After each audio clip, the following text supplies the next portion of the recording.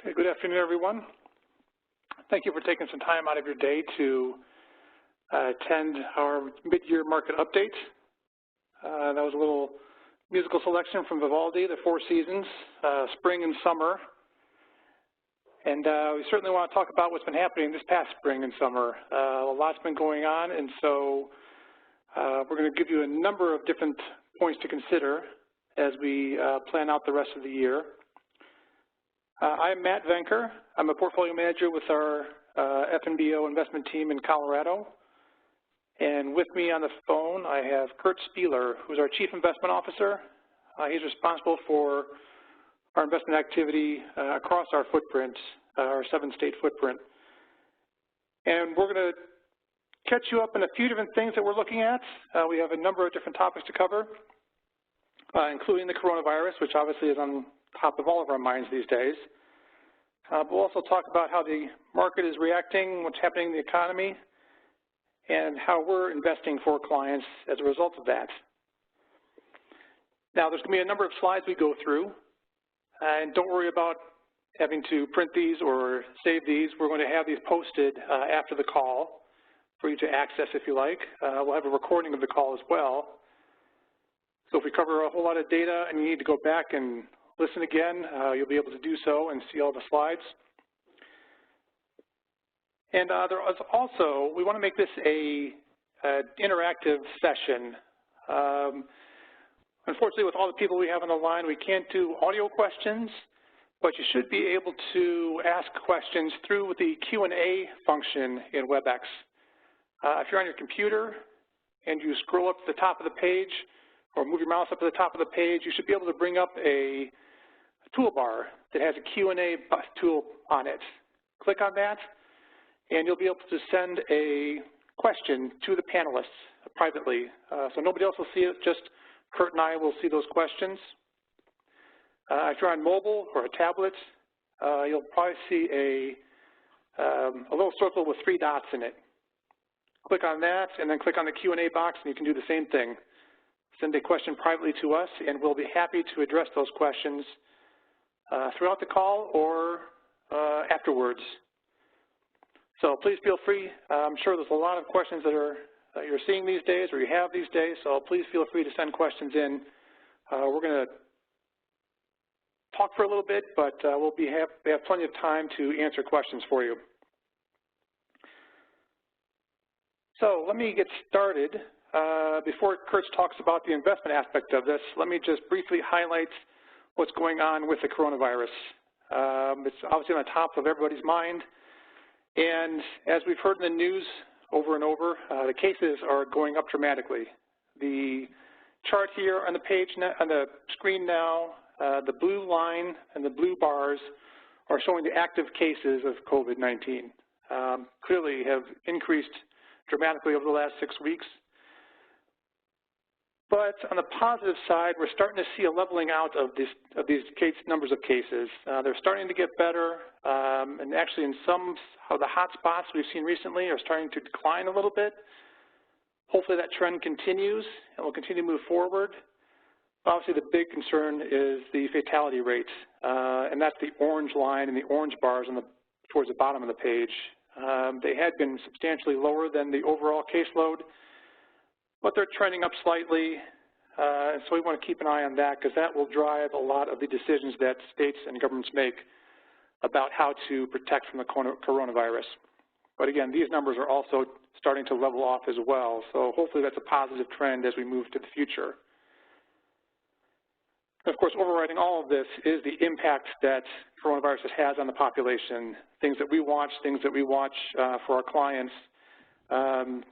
This certainly has a disproportionate impact on the population. And as you can see on this next chart, if you look at the elderly population, those especially 85 and older, on the right side of the page, for example, they make up 2% of the general population, but they account for almost 1/3 of the total fatalities from coronavirus. So this is why it's very important that we're all careful, follow the social distancing guidelines, the masking guidelines, because even though it can sometimes be a pain, it's absolutely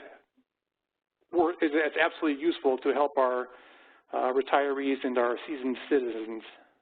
I don't want to spend too much time on coronavirus itself, but there is one positive development when you look at the virus, and that is the vaccine. The work towards the vaccine is progressing very quickly, more quickly than we've seen for any other disease in history, actually. This is a tracker that the New York Times put together to look at all the various potential vaccines that are in development. And you can see on the left side of the page, there's over 135 of them right now in various universities, various research centers, pharmaceutical companies, biotechnology, are all working to find something that will help put this virus at bay. And very positively, there's even 4 of these potential vaccines that are in phase 3 trials, meaning they're going into a large-scale testing, and if they are efficient, could actually be out in the population by the end of this year or early next year. Moderna is the most recent one that announced phase 3 trials that are starting this week. They're going to have 30,000 people testing out the vaccine to see if it's effective and does the job it should. So it's very positive news here, and I think there's a good chance that we'll see a vaccine, if not by the end of the year, sometime in early 2021, and be able to get into the population at some point next year. Now, I should note that there is one approved vaccine for limited use that you see on the right side of the page. I don't want anyone to get excited about that. That's actually a Chinese biotechnology company that kind of fast-tracked that one. Didn't go through the normal phases that we would go through, and it's only approved for the Chinese military. So unless you want to go sign up to be in the Chinese Army, that's generally not an accessible vaccine. But we are looking through very closely at all these companies that are developing these vaccines, and we should have that hopefully in the population within a year or so. And that is going to be the biggest benefit we can find to help us get past all these discussions around the virus. Now, these discussions obviously are taking a lot of everybody's time, and it's impacting the way we work, the way we live, but it's also impacting the market and the economy. And so I'm going to turn it over to Kurt so he can talk a little bit about what's happening with the market, both stocks and bonds, and how we're investing as a result of it. Thank you, Matt. We've set up the rest of the presentation to focus on and hopefully answer many of the questions that we are receiving within the advisor and portfolio management team. As Matt indicated, we'll also share with you a little bit about our philosophy and process, how we're approaching the markets, and what we're currently implementing in portfolios. The first question we're receiving is, why is the stock market doing so well when the economy is not? Before we answer that question, let's start with exactly what is the performance of the U.S. Stock market. So on the left side, you see the second quarter 2020 returns set up by asset class, both by size, large, mid, and small cap, as well as value, core, and growth. As you can see, the second quarter was very positive with returns in the core area anywhere between 22 and 25%. If you look over to the right side of your screen, the year-to-date 2020 returns through June 30th again, so first 6 months of the year, there's a couple observations that you can see by this table. First of all, large caps have done significantly better than mid and small caps, regardless of the style, and so you see the outperformance that's occurring within the large cap area.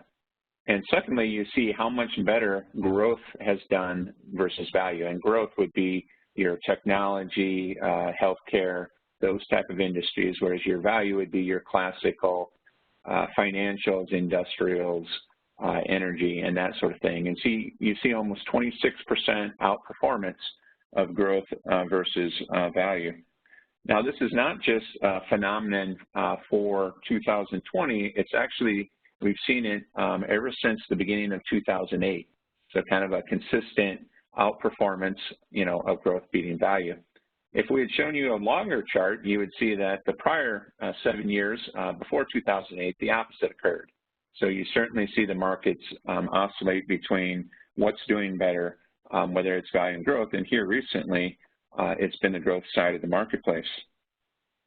let's get back to the question of, so why is the stock market doing so well? We see 4 reasons. First, the stock market's not the economy, and so there can be a disconnect, as there has been over the last 6 months. A big piece of that is the average market cap of the market, and what I'm referring to here is the 3,500 stocks, and there's about 4,000 stocks that trade publicly, has an average market cap of 81 billion. So these are the biggest companies in the world's industry leaders. It's significantly different than your small private companies that we see within the broader economy. The second reason is earnings of the 25 most profitable companies, and so these are companies such as Apple, Microsoft, Intel, Johnson & Johnson, Pfizer. Their earnings are actually up. And so you have seen companies that their business is resilient during COVID-19, and actually companies that have also benefited in terms of taking market share and continuing to grow their revenue and earnings. Third, the impact of low interest rates. The Federal Reserve cut interest rates to 0. That has some positive benefits on the economy that we'll talk about in a minute, but it also leads to increased risk-taking by investors. So if they're not able to earn the same level of returns in the fixed income market, that pushes them towards the equities area. Lastly is the amount of government stimulus that we're seeing within the economy. So the central bank liquidity, the Federal Reserve in the United States has announced plans for $6.2 trillion that encompasses municipal lending facilities, corporate lending facilities, small business lending facilities, but they've also been aggressively purchasing treasuries, mortgage-backed securities, and now, since April, corporate bonds. The level of the fiscal government stimulus so far through the CARES Act, $3.3 trillion by the United States, which is about 15% of GDP. And so you're seeing large amounts of spending. Clearly in the news here this week is negotiation for another $1 to $3 trillion, depending on which proposals, and there's, obviously a potential compromise somewhere in between. This is unprecedented in terms of the amounts. It was quick. We actually started spending and infusing liquidity into the economy before we were in a recession, and just the amounts are much larger than the financial crisis and recession in 2008, 2009. So really, it's historical amounts of stimulus, and I would really point to the Federal Reserve activity. So is this working? So question number 2 is, how is the economy doing? Will we grow in the second half of this year and as we get into 2021? Parts of the economy is already rebounding and doing fairly well. We talked about how low interest rates are. This is the 30-year mortgage rate since 2011, so the last 10 years approximately. This is the all-time low in 30-year rates. So we now went just below 3% here in July, and that's led to a pickup in pending home sales. So you can see from this chart over the last few years that we have the drop in terms of home sales during that March-April timeframe, but subsequently in May, you've seen a 44% rebound. Anecdotal evidence would also indicate that this is continued. You're also seeing somewhat resilience and up in prices as well, and so the housing market has benefited from the low interest rates and the continued activity. Other interest rate sectors, such as autos, have also seen a pretty sharp rebound. So if you're looking at the interest rate impact positively on the economy, you can point to those 2 sectors. The story in employment, while encouraging, does highlight a little bit more the damage and the difficulties in getting back to where we were at the beginning of this year from an economic standpoint.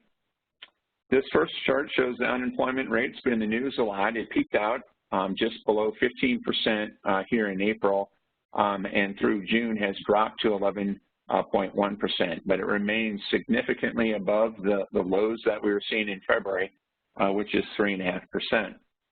We look at continued unemployment claims. So you get weekly data, so not only is it the initial unemployment claims, but what's ongoing. So it reflects people getting back to work, net getting laid off or furloughed. And you see a pretty good trend here in terms of as states have reopened the economy, that you are seeing people get back to work. The negative side, however, is there's still 16.2 million people out of jobs. Their additional benefits that they received through the CARES Act, extra $600 per week, is set to expire July 31st and is one of the negotiating parts going on. But you can also see just the extent of unemployment claims compared to where we were at the beginning of this year on a weekly basis. And so to really get the economy moving, from our perspective, you need to see, much better labor, in terms of markets and people getting back to work. This has resulted in a little bit better consumption for the economy. So this chart shows retail sales. You see once again the huge drop in April, negative 19.9%. But on a year-on-year basis, here in June, retail sales were actually higher than they were a year ago. Unfortunately, it's still a haves versus have-not. So even though retail sales were essentially flat from a year ago, you're seeing a huge difference between companies that have online capabilities like Amazon, Walmart, Target, so some of those larger companies again, as compared to brick and mortar, which sales are still down 14% or expected to be in 2020. We also look at, in addition to business sales, what is the small business activity? So how many small businesses, they are how you create jobs here historically in the U.S. It's the hiring that occurs from small businesses. And this chart shows the percentage that are open since January. So as you would maybe expect pre-COVID-19, pretty flat, or maybe a few businesses were opening throughout the U.S. And subsequently, a lot of businesses were either asked to close by state and federal guidelines, or they've been unable to continue to be open. We're a little bit concerned about the latest dip. We're still showing over 20% of businesses closed. So some of this is the hot spots that Matt alluded to, asking businesses to once again close down in the short term as we get in control of this virus. In terms of the outlook, we focus a bit on some of the confidence indicators or some of these soft economic statistics. So this is consumer confidence, which here in June was at 98.1. A couple of interesting points is it had dropped sharply like all the other economic statistics, but if you compare it to where we were in the last recession in 2009, you're seeing significantly higher levels. So confidence is compared to how bad things were during the financial crisis, how long it took us to come back from a jobs perspective and an economic perspective. There's confidence that this is more short-term and not as severe as what we experienced 11 years ago. There was the latest number here yesterday that showed 92.1 or 92.6, excuse me. So some of this latest increase in COVID-19 is caused a few questions in terms of the sustainability of this. We also look at the Consumer Comfort Index, which measures Americans' perceptions on three variables: the state of the economy, personal finances, and whether it's a good time to buy goods and services. This is a shorter-term chart, so if you look at it right around 45, once again, similar to consumer confidence in the 2015, 2016 level and starting to come back. So what's our conclusion? Are we recovering in the economy? There are definitely signs of improvement, but we don't expect a V-shaped recovery. So we think it's going to take a lot of time. Consumer behaviors has changed. Some businesses won't come back. And so it's just going to take some time before we get back to this 2019 levels. This is a very uncertain economic environment, so it's something that we're monitoring quite a bit in terms of what is the strength of the recovery and will it continue. Excuse me for just a sec. Question number 3 that we get is, I call this the crystal ball question, which is, well, the stock market, in the past, that's nice, but will it continue to go up from that perspective? So although, as we stated, the economy is not the market, it does have a major influence in terms of company earnings, and we believe that is the key for further upside in the marketplace. If you look at, this is the S&P 500 2020 earnings growth estimates as of December 31st, 2019, that's the gray boxes.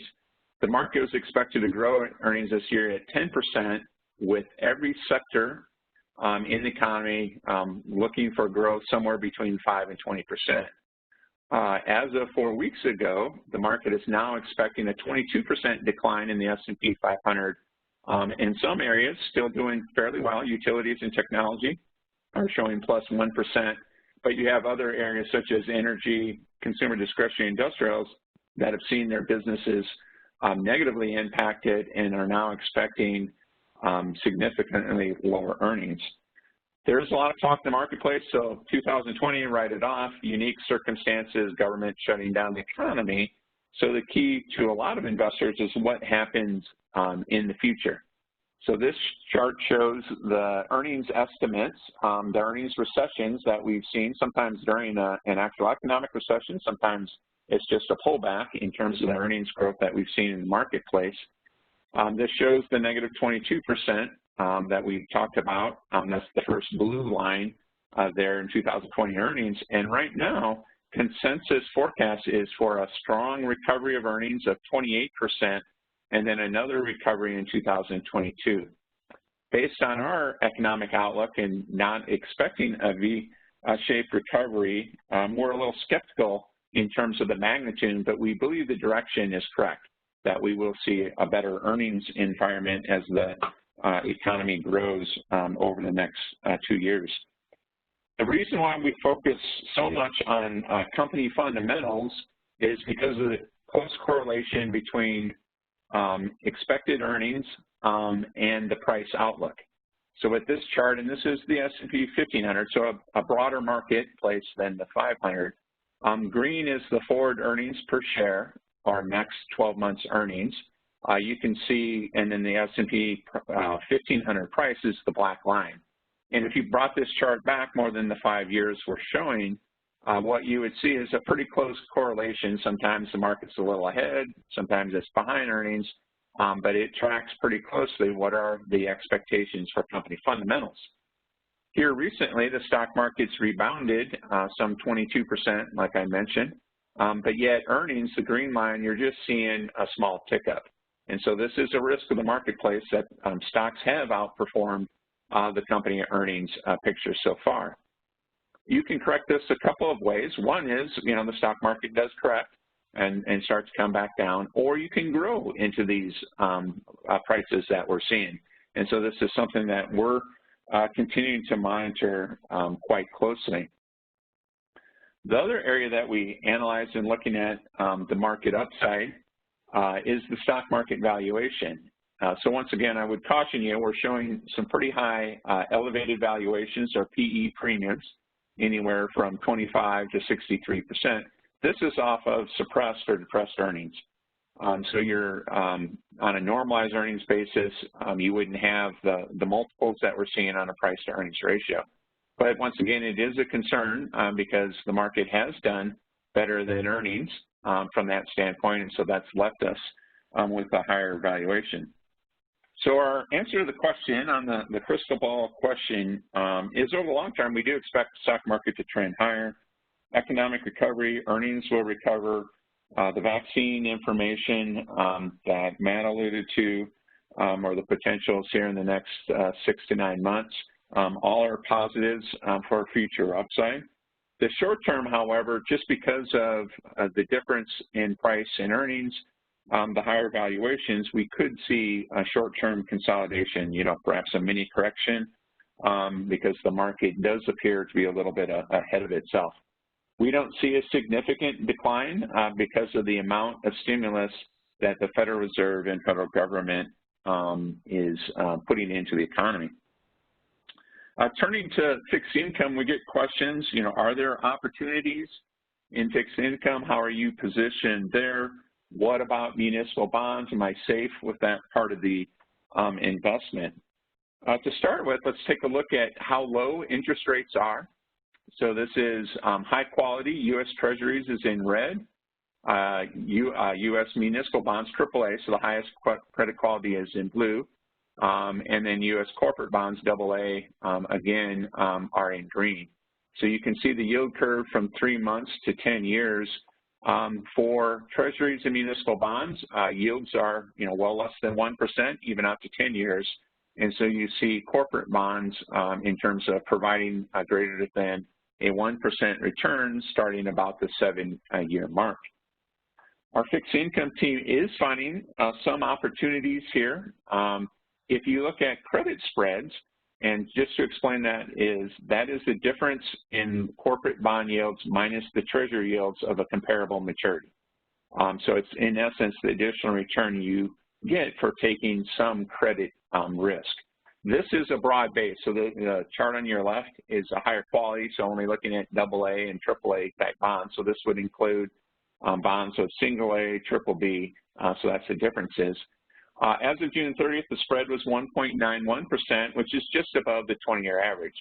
So we as in the fixed income team, especially in March and April when spreads were significantly higher, leaned into some of those corporate bonds as well as mortgage-backed securities, asset-backed securities.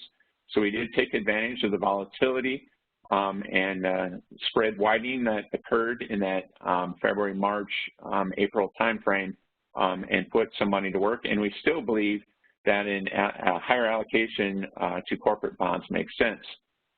Municipal bonds, sold off in March, but have also rallied significantly here over the last 4 months. Their spreads of 1.57%, and to explain, this is a tax equivalent yield, so this isn't just the absolute yield. It takes into account the tax exempt benefits, so it boosts that yield on a tax equivalent basis. We look at it compared to history. This is a 30-year average, and you see municipal bonds are, a little bit expensive versus the spread that you typically get in municipal bonds. Part of that, I think, is just the lack of supply. So you just haven't seen a lot of issuance coming out of municipalities, and there's still demand for high-quality municipal bonds. In terms of answering the question, I already talked about the opportunities. Yes, we see them in fixed income and taking advantage of it. We believe our municipal bond portfolio, we've always focused on a high-quality general obligation, essential revenue bonds, and we see very low default risk. So we believe they will continue to play that role in client portfolios about portfolio stability and generating some additional income. The last thing I talked about fixed income, I did want to talk back to interest rates. Forgot to say one thing, and this is a quote from Chairperson Powell. The Fed is not even thinking about raising interest rates, and so we think this low interest rate environment is going to be here for quite a while. Fed futures would say that interest rates are at 0 for the next 2 years. So it won't be until the second half of 2022 until we see that. I'm going to ask myself the next question. This is getting into the weeds a little bit, but it's a part of how we manage in client portfolios, and that is if bonds are expensive, i.e. yields are low, if stocks are expensive, i.e. P's are high, how do they compare? How do you know how much to own in each area of the marketplace? We look and utilize a statistic called an equity risk premium, which is essentially how much additional return should you expect from the stock market. So it compares the earnings yield to the treasury yields or kind of a risk-free rate. What you see over the last 15 years is there's periods of times bonds are inexpensive or cheap. There's also been periods of time where stocks are cheap, especially earlier this last decade. Where they are today is spot on neutral. So you would argue that neither are attractive relative to each other.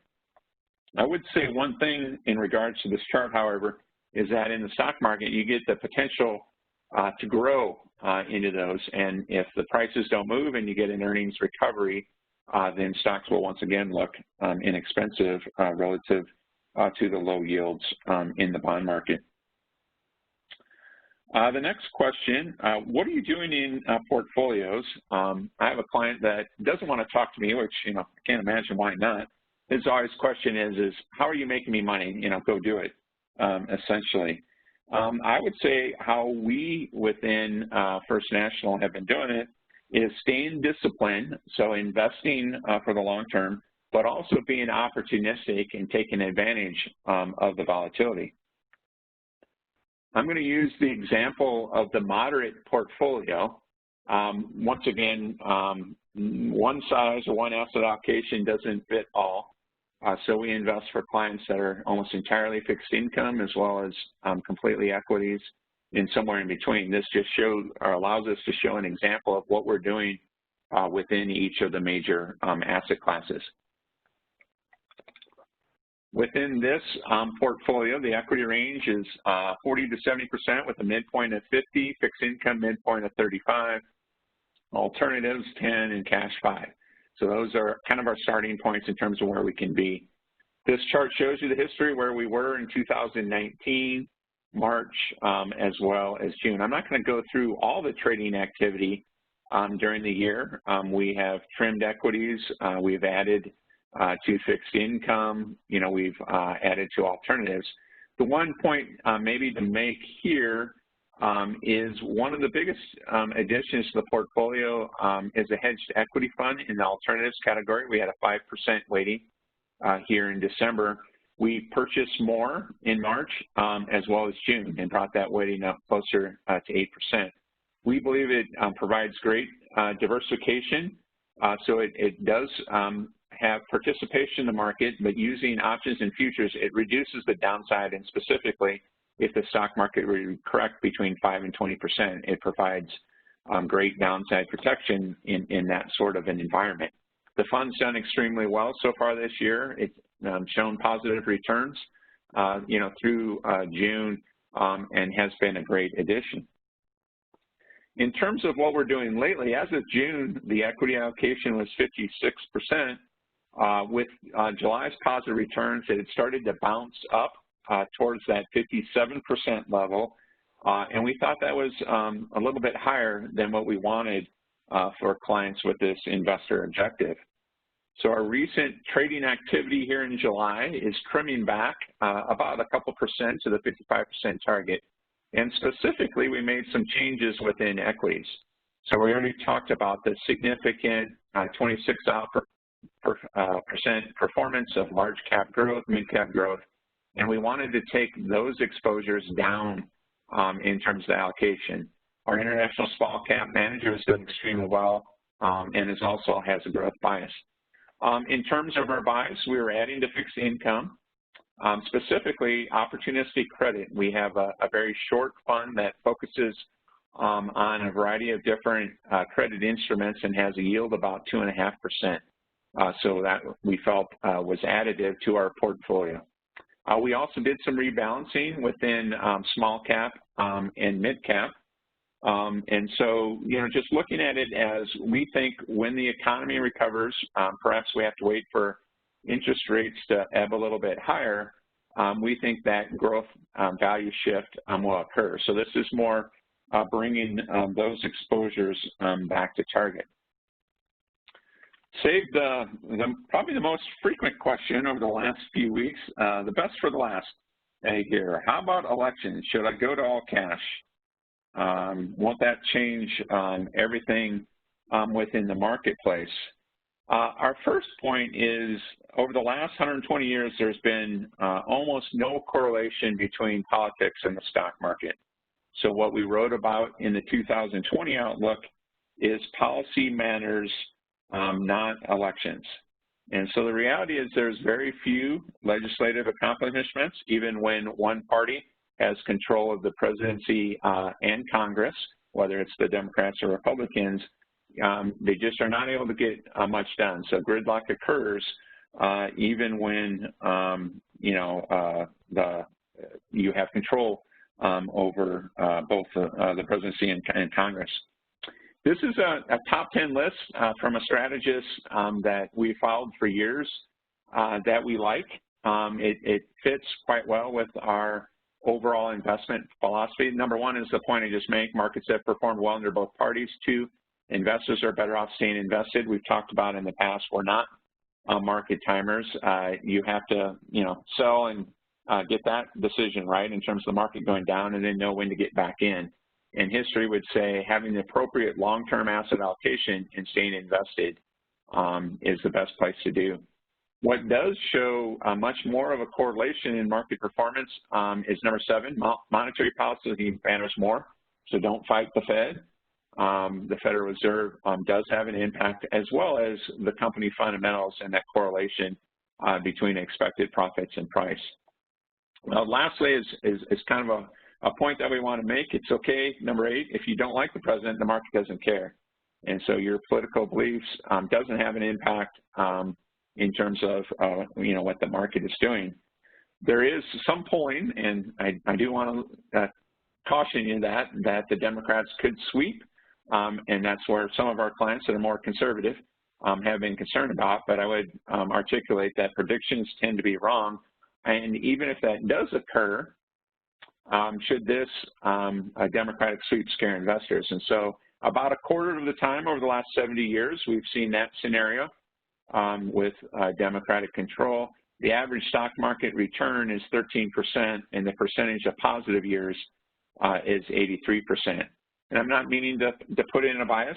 We could show you a chart with Republicans controlling the White House and Congress, similar story. The average returns are positive, and basically a similar story if there is gridlock with one party controlling the White House and another party controlling the Congress. And that's the point that we're making is people like to look at politics and make investment decisions, and from our perspective, there is no correlation. It doesn't mean we're ignoring politics because as we wrote about in our outlook, policy can matter and can have an influence in terms of at the sector level, whether it's healthcare or energy or other areas.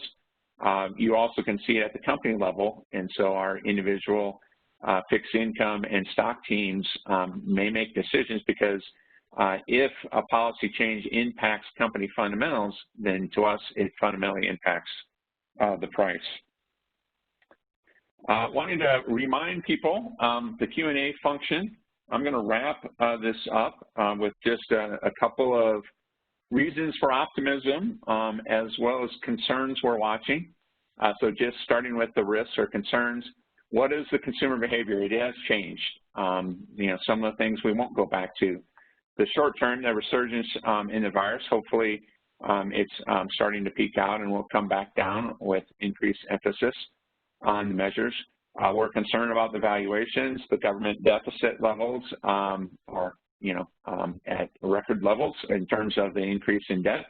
Geopolitical risk, our conversations that are occurring or not occurring with China in other countries. Reasons for optimism, we are starting to see an economic recovery, the vaccine information, and just our ability to adapt to this changing environment. In the short term, that massive government support is cushioning the economic downturn and certainly helping from a market perspective. Lastly, we'd say the stable financial system, the recessions during the financial crisis are historically, whether it's in the U.S., or other countries, the worst. It takes so long to come out of it. That's what we experienced in 2009, 2010, 2011. This is different, and so the resilience, the increase in capital that we've seen. So financial earnings, as we showed on the prior page, have taken a dip. It's one of the worst performing sectors from an earnings standpoint, but that's more because banks are set aside provisions for future losses likely in 2021. And so they're deliberately showing and bringing down earnings because they want to be conservatively capitalized and provide those reserves and cushions if, in fact, credit losses occur. First National Bank has been in the same situation. We're very fortunate to go in to this downturn with the most capital that we've had, and we've continued to support our individuals and businesses through the PPP, and we're in sound financial shape to ride through this particular recession. With that, I wanted to show you one more thing. This is Matt's creation, not the disclosures, that's compliance, but is the different mid-year market update. So if you want to explain, Matt, where that comes from, and then start to pepper me with questions. I just thought this picture was kind of a good summary of 2020 overall. As many of you probably know, baseball started up last weekend after a 4-month delay.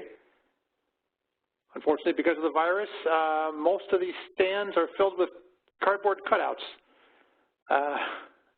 Since most stadiums cannot have stands or cannot have fans in person, so well, it's just kind of a funny look at what baseball looks like as a result of the coronavirus. And you've probably seen a couple of stations are inserting digital fans into the stands to make it look like there is a full audience there. But the overall impact here, I think, is just, all the roller coaster we've ridden in the markets, all the discussion around the coronavirus and how to treat it. Just a lot of unknowns and trying to figure out what's happening. Even Orbis, the Astros mascot, seems to be asking, what is going on here? Or at least that's what it seems through he seems to be asking through his mask there. But there are a couple questions coming in, Kurt. In general, the number of companies having good earnings versus not so good earnings relative to the overall market, the earnings obviously matter for the long-term fundamentals, but we're actually seeing somewhat positive representation of earnings in certain sectors, meaning technology seems to be seeing a outsized representation of earnings growth, but that's also justifying their long-term or the recent outperformance of technology stocks too. Do you think that technology is getting its worth, or is there an outsized valuation issue there? Yeah, I think technology's performance is somewhat fundamental. So as we indicated, their earnings have held up better. So companies are performing well fundamentally, at least with some segments of the technology industry.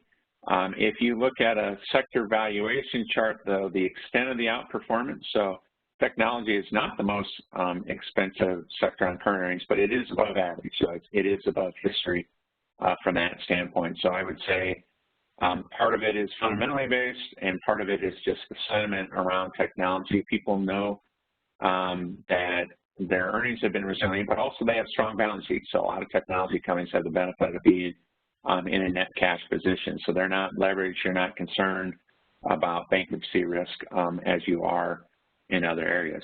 One thing that has come up a bit here in the marketplace is the top 5 companies on a market cap, and those are the Apple, Microsoft, Amazon, Facebook, Alphabet, now represent 22% of the S&P 500, so that's pretty close, if not an all-time high. So there is, some concern about the concentration with some of these mega cap companies, 4 of which were in front of Congress testifying today about, antitrust type issues.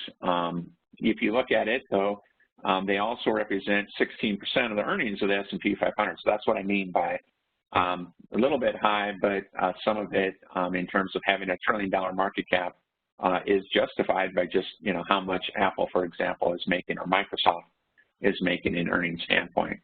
So I think it's a little bit of reason to be concerned about that concentration. As an investor, we like to see more breadth, so more companies doing well, both fundamentally as well as from a stock market perspective, is a healthier market environment to make money in. And Kurt, you mentioned what kind of changes we're making in portfolios, but given these uncertain times, you want to talk a little bit how we think about asset allocation overall and how a long-term perspective helps out? Yeah, and within the investment team here, we like to talk about our tactical moves. The reality is setting that long-term asset allocation. So are you moderate? Our terminology is, ranges from conservative to moderate, conservative to balanced, all the way through aggressive. And spending time and setting that allocation, and that's based on where you are, what you're trying to accomplish in terms of return goals, what's your risk tolerance? So could you sleep at night in March as we were experiencing the downturn.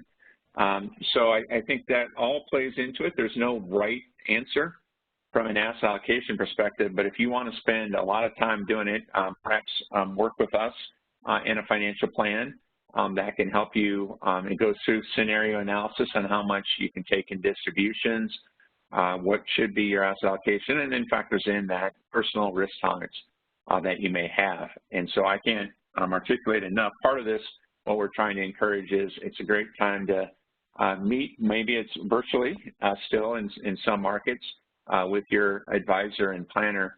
I think the harder part for investors that we encourage is, set that long-term asset allocation, but stick with it. And it may change over time. Life changes. You may retire earlier than expected. You may need more distributions. So it's an ongoing thing that changes. But in general, we like to see it not change because of the market. So it's more changing because of, different return goals or risk tolerance or distribution needs. But having that long-term conversation is extremely important, and I can't articulate that enough. Absolutely. That's great advice. If you have questions about risk right now, now's a great time to evaluate that. It's a lot harder to evaluate when the market is down or having a significant correction, but now is a good time to really look at your risk budget, think about how you're positioned, and can you accomplish your goals with what you need. We've got another question in regards to the housing market. It's clearly, this is about residential housing. It's been a seller's market for quite a while, especially in Colorado. Do you expect that to continue? And do you have any perspective on the overall real estate market, including commercial? Yeah, I think the residential market, as I mentioned, is in good shape from what we're, seeing and from interest rates to demand from that standpoint. I think there are some issues within the commercial real estate market. So we've talked about brick and mortar retail being negatively impacted. Businesses are still closed. Will they come back from that standpoint? So retail real estate investment trusts or REITs have been some of the worst performing areas so far this year. Office, they're very still out there on office. I think companies found that work from home worked better than expected. There is, a lot of research out there that you're seeing less collaboration, harder to address issues. Training or mentorship of junior employees is more difficult from a virtual environment, but you may see certainly less of a need for office real estate going forward. So it does vary. Apartments are likely in better shape, more defensive from a multifamily standpoint. Industrial warehouses, et cetera, actually benefit from online, so you have more distribution needs and centers that are available for it, your cell towers, et cetera. So there's aspects of commercial real estate. It's a very broad group that I think are resilient and performing well, but there's also other areas that have been negatively impacted and may not come back, or it's going to look different when it does come back. All right, well, I'm done with the softball questions. Here's the good one. We've obviously run up a bit of a deficit over the last year and have compounded the level of debt that the government is paying right now. How do you envision the government handling this over the next few years? And do you see any inflationary issues that we might have to deal with? Yeah, that is a softball question. Thank you for that.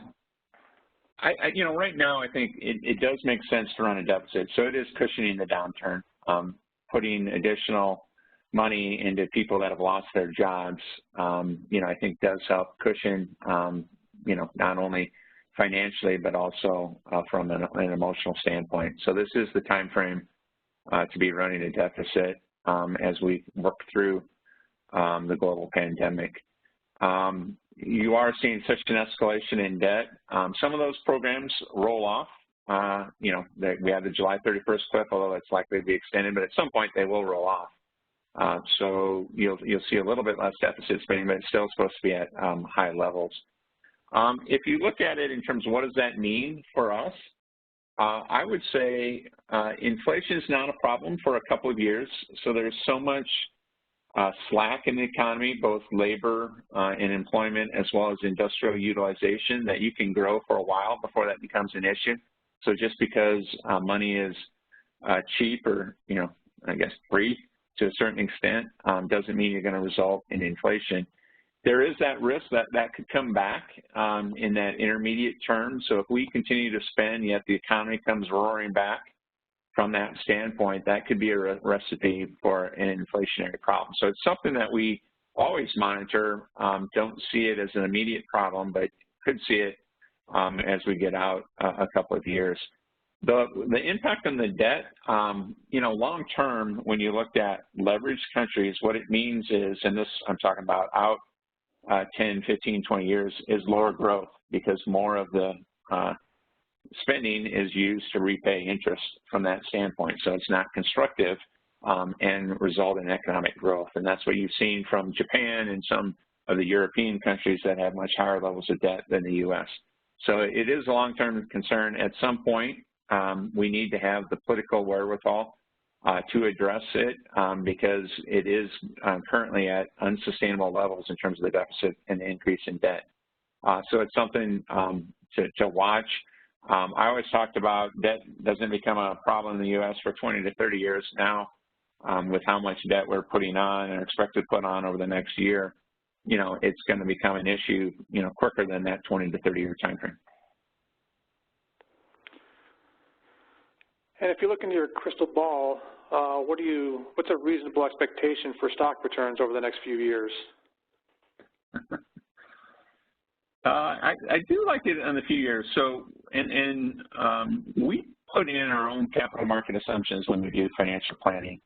And so, if the stock market's down 11%, per year for decades on average, with, obviously big down years and, some really big up years like 2019. What we're today using, and these are 10-year capital market assumptions, and it varies a little bit by the asset class, large, mid, small value growth, but is around 7 to 8% is what we expect. And so in general, I would say 3 to 4% less than historical averages from that standpoint. We also have brought down our fixed income return assumptions. So what we're trying to accomplish is be conservative. Say, if you get 7 in stocks and 2 in bonds and you're 50-50, you're going to get a 4.5% return. Hopefully we outperform and give you 5. But, we want to be conservative and then have people have more money at the end of their retirement. And so, I don't think in the short term it's a lot different than that. So if you told me, well, what's your 5-year assumption? I'd say, 7%, from that standpoint. That includes dividends. So you're getting 2% from dividends, 5% from price. I think that's a conservative expectation. With the uncertainty that we're having in the economy, I think volatility is going to continue. So I always tell people to get that 7% return, you have to stay invested.